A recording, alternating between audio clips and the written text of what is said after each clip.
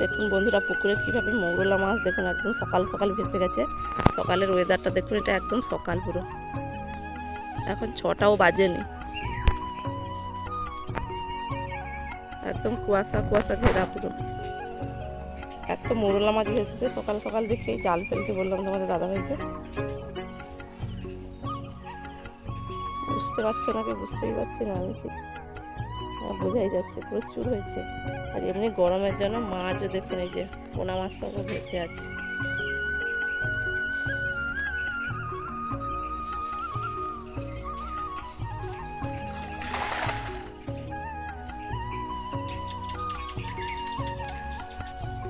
এই যে দেখুন বন্ধুরা মৌরলা,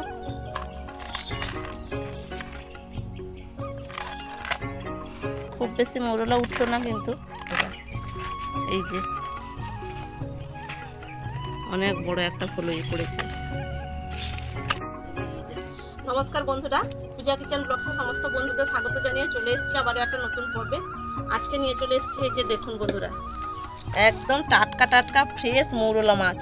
মাছগুলো কত বড় দেখুন, মৌরলা মাছগুলো। পুকুরে যে জাল ফেলে মাছ ধরেছে আপনাদের, মাছটা প্রথম পাটায় কিন্তু 4টা মতো মাছ উঠেছিল, প্রথমে দেখাতে পারিনি, তারপরে মাছগুলো ধরেছে আর ভিডিও করিনি।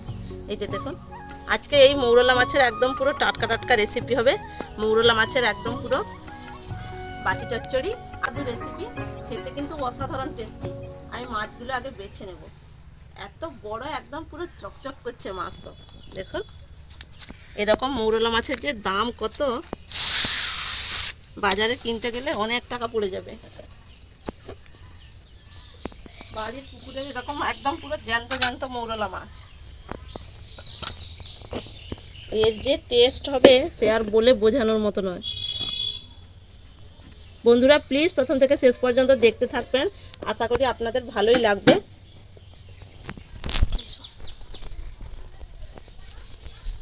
আমি মৌরলা মাছের এই বটিতেই কাটছি মৌরলা মাছগুলো। মাছের মধ্যে মনে হচ্ছে ডিম হয়ে গেছে। এই যে দেখুন বন্ধুরা, একদম ডিম ভর্তি পুরো, শুধু মুখের কাছটাই কেটে আমি এরকম বের করে নেব, আর ডিম পুরো থাকবে, একদম ডিমওয়ালা মৌরলা মাছ।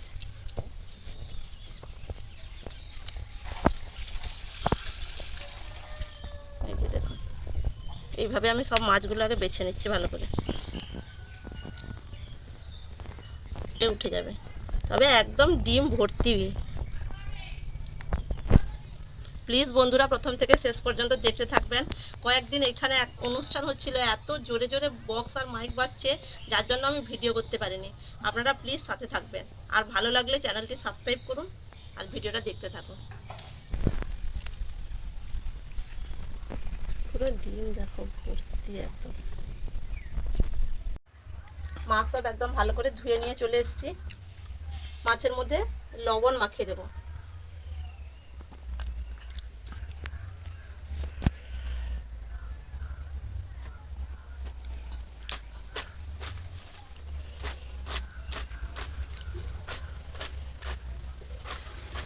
লবণটা ভালো করে মাখিয়ে দিলাম, আমি এখন হলুদ মাখাবো না। আমি নিয়েছি উনান জ্বালিয়ে কড়াইও চাপিয়ে দিয়েছি। এবার মাছের মধ্যে আমি হলুদ মাখাবো। এই যেমন কাছে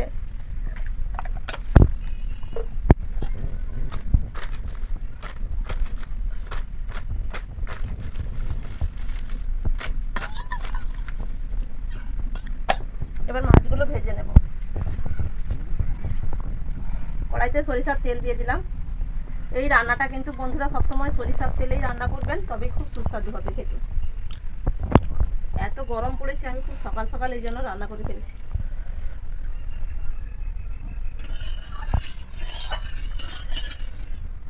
তেলটাও গরম হয়ে গেছে, আমি কিছু করে কম কম করে মাছগুলো দিয়ে ভেজে নেব। এই মৌরলা মাছ কিন্তু খুব বেশি একদম বড়া করে ভাজা যাবে না, হালকা করেই ভাজতে হবে। এর দুদিকেই একদম হালকা করে ভেজে নিতে হবে। মাছগুলোর এক পিঠ হালকা করে ভাজা হয়েছে, অপর পিঠটা আমি উল্টে দিলাম।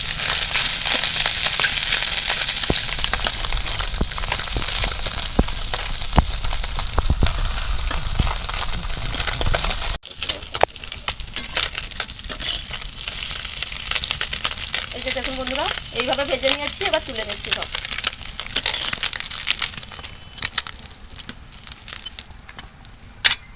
আমি কড়াইতে আরও একটু তেল দিয়ে দেবো, দিয়ে বাকি মাছগুলো একইভাবে ভেজে নেব।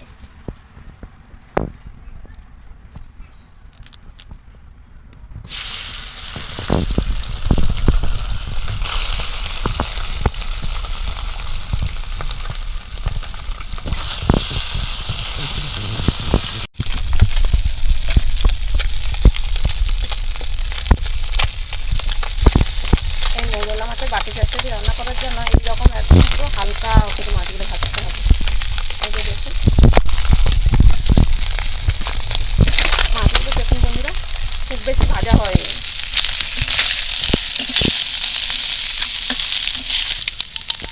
এইরকম খুব বেশি একদম ভাজা যাবে না এই চচ্চড়ির জন্য, এইরকমই তুলে নিলাম।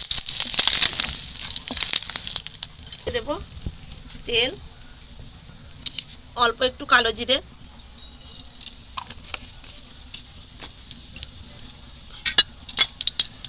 এবার দেবো এই যে দেখুন বন্ধুরা পেঁয়াজ কুচি। আমি এখানে মিডিয়াম সাইজে 3টা পেঁয়াজ কুচিয়ে নিয়েছি। এর মধ্যে কিন্তু পেঁয়াজ কুচি একটু বেশিই লাগবে। বেশ কয়েকটা কাঁচা লঙ্কা চেরা, একটা ছোট সাইজের টমেটো কুচি, সব একসঙ্গেই দিয়ে দিলাম।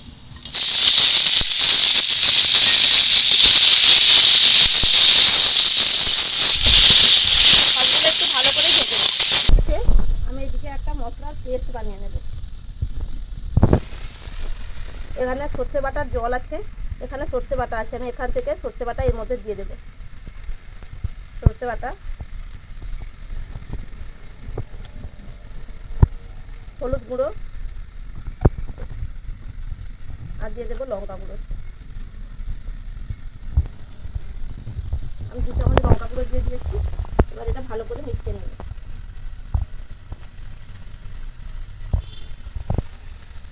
মাছের মধ্যে লবণ মাখানোই আছে, আমি মশলার জন্য এখানে পরিমাণ মতো লবণটা দিয়ে দিলাম, আর লবণ লাগবেই না।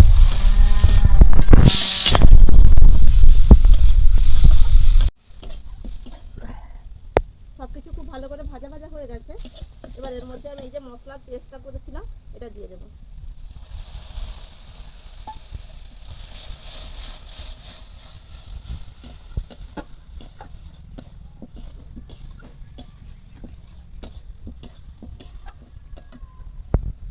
এবার মৌরলা মাছগুলো ভেজে রাখা দিয়ে দিলাম।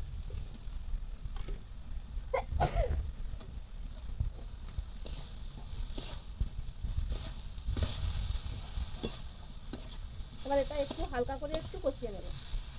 একদম হালকা হাতে নাড়াচাড়া করতে হবে, না হলে মাছগুলো ভেঙে যাবে। হয়ে গেছে, জল দিয়ে দেবে। খুব বেশি কিন্তু জল লাগবে না।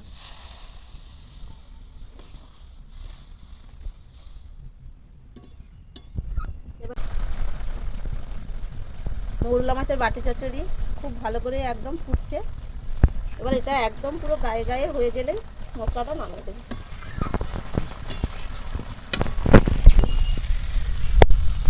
একদম বাটি চচ্চড়ি মৌরলা মাছের রেডি। দেখুন বন্ধুরা, একদম কড়াইয়ের গায়ে পুরো চারদিকে তেল কেমন ছেড়ে গেছে দেখুন। খুব বেশি কিন্তু তেল দিইনি, কিন্তু তেল ছেড়ে গেছে মানে একদম তরকারিটা রেডি হয়ে গেছে। এবার নামিয়ে নেব।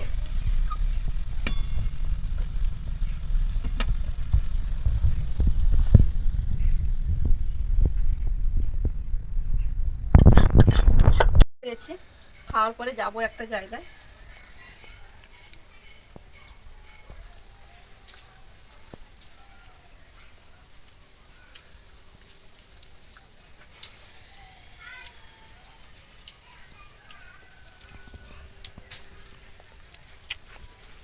এই যে মাছের ডিম,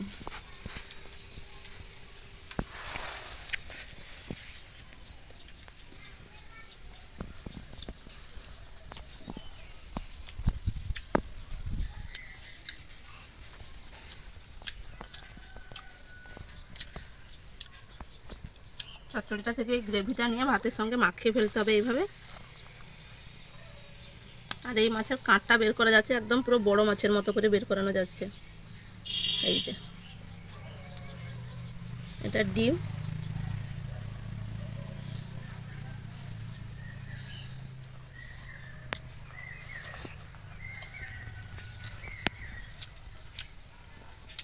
কাঁচা লঙ্কাটা ভাতের সঙ্গে মাখিয়ে নিলাম। এত সুন্দর একটা গন্ধ বেরাচ্ছে আর টেস্টটা কিন্তু খুব সুন্দর হয়েছে।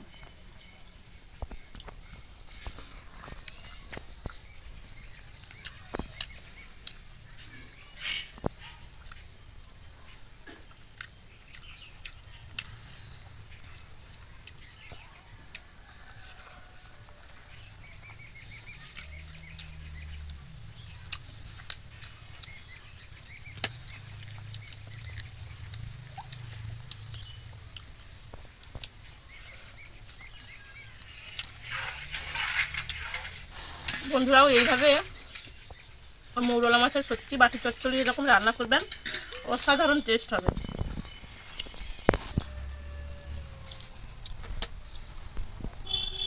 এই ছোট মাছের চচ্চড়ি খাওয়া তো খুবই ভালো, ছোট মাছ খাওয়া খুবই স্বাস্থ্যের পক্ষে ভালো। আর এরকম চচ্চড়ি থাকলে তো আর কথাই নেই, মানে এ দিয়েই শুধু খাওয়া হয়ে যাবে। আপনাদের কেমন লাগলো অবশ্যই কমেন্ট করে জানাবেন। ভালো লাগলে প্লিজ লাইক করবেন, লাইক করলে ভিডিও করার একটা আগ্রহ খুব ভালো থাকে, আর আপনাদের নিত্য নতুন রেসিপিও আমরা দেখাতে পারবো। সাথে থাকবেন। আজকের মতো এখানেই শেষ করলাম। সবাই সুস্থ থাকবেন, দেখা হচ্ছে নতুন পর্বে। টাটা সবাই।